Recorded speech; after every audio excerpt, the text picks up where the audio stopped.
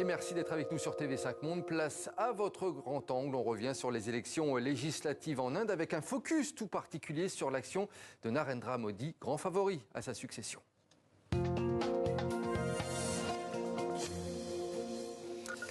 Et oui, parce que le leader nationaliste hindou est donc candidat à un troisième mandat. Il est le grand favori de ce scrutin, lui qui est décrié, voire redouté par certains, mais on va le voir, courtisé par d'autres. Et pour en parler avec nous, Guillaume Delacroix, vous êtes journaliste, ancien correspondant en Inde pour de nombreux médias. Et puis en Skype avec nous, Sophie Landrin, journaliste et chef du bureau du Monde à Delhi. On a avec nous deux des spécialistes de Narendra Modi, puisque vous venez d'écrire Dans la tête de Narendra Modi, un essai sorti aux éditions Solin et Actes Sud.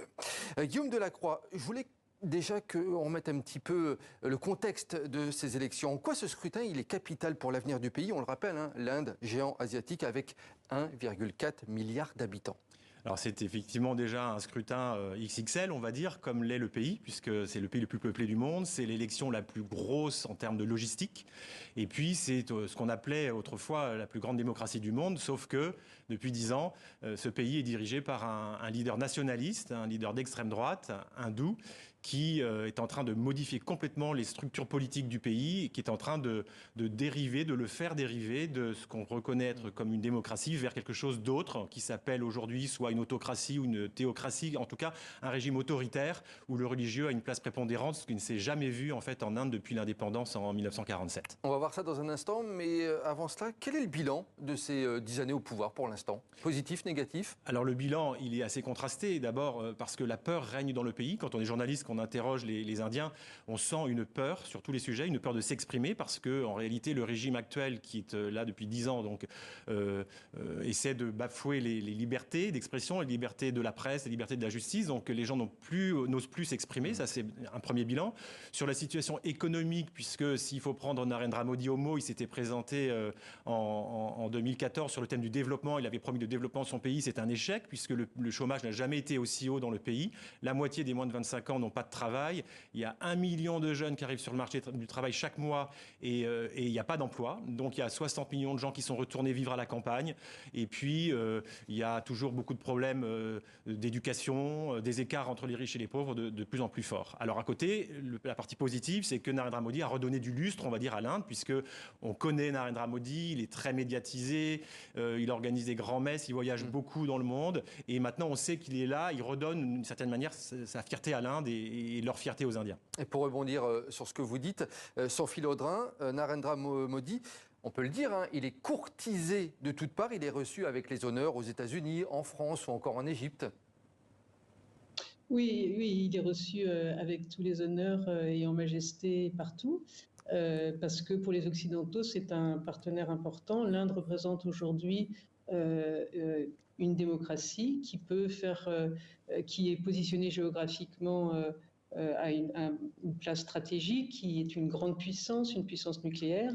Le pays le plus peuplé du monde, donc c'est un pays incontournable et qui peut permettre de faire contrepoids à la Chine. Sophie Landrin, pourquoi cette posture à l'international? C'est stratégique de la part des autres pays, selon vous? Qu'est-ce que vous voulez dire stratégique de la part des autres pays? L'Inde, pour beaucoup de pays, maintenant, c'est un partenaire économique et stratégique incontournable. Donc, on ne peut pas se passer de l'Inde aujourd'hui. On ne peut pas se passer de l'Inde, c'est ce que je vous disais, c'est que l'Inde est un pays démocratique, on peut considérer encore comme un pays démocratique, qui peut faire contrepoids à la Chine, qui menace les intérêts et les équilibres du monde.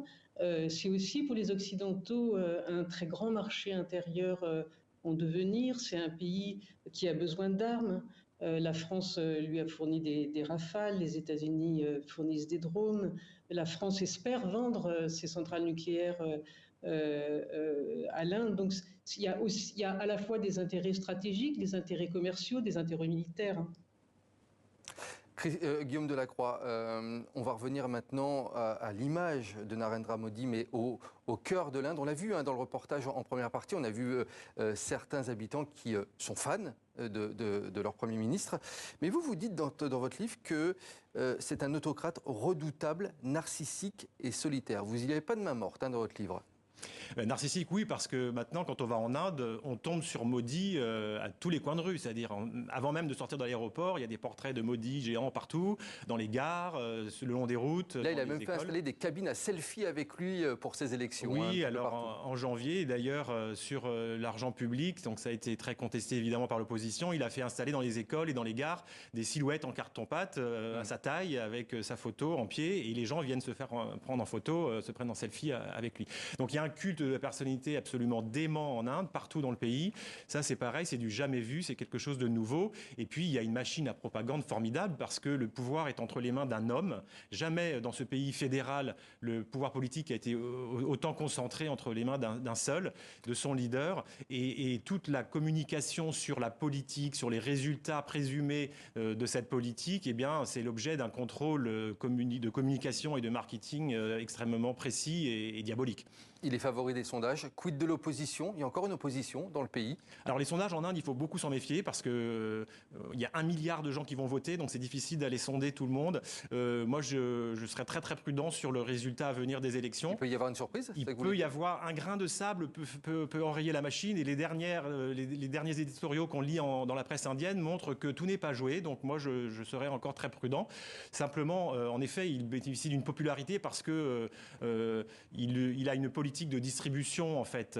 Alors, il distribue des bonbonnes de gaz dans les familles rurales, il donne de l'argent aux agriculteurs. Donc, c'est une politique, en fait, du donnant-donnant. Et par ailleurs, en effet, l'opposition est complètement morcelée parce que le Parti du Congrès, qui a dirigé l'Inde pendant 70 ans pratiquement, aujourd'hui, il a été usé par le pouvoir, il a été éclaboussé par des scandales de corruption, et il n'arrive pas à remonter, en fait. Il n'arrive pas à remonter la pente, il est vraiment à sa zone d'étiage, il n'a jamais été aussi peu nombreux à la Chambre des députés.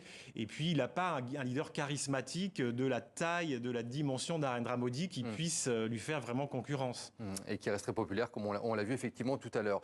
Sophie Landrin, il y a 10 ans, Narendra Modi misait beaucoup sur le volet économique. Alors, changement de paradigme cette année, il insiste davantage sur les thèmes religieux. Pourquoi ?